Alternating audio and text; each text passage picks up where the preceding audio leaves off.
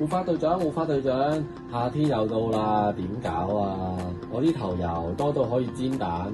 頭瘡又係咁生，又痕又痛，真係好崩潰喎。都係好明白㗎，因為其實有時女士嗰個情況會更加嚴重添，因為其實女士咧本身係個好長嘅頭髮啦，成日都好避免自己洗頭，因為覺得麻煩啊各方面，咁所以女士又特別容易有頭皮啊、頭油啊，或者甚至乎有頭臭嘅出現㗎。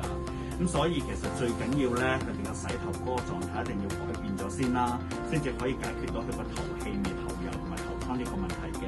咁所以其實咧，對個女士一定要解決咗佢平時個人嘅生活嘅習慣、洗頭、飲食習慣，先至可以解決到佢嗰個問題嘅。咁所以當然啦，如果假設佢呢個問題都再唔好處理嘅話咧，咁佢就要揾啲最好嘅專業嘅人士幫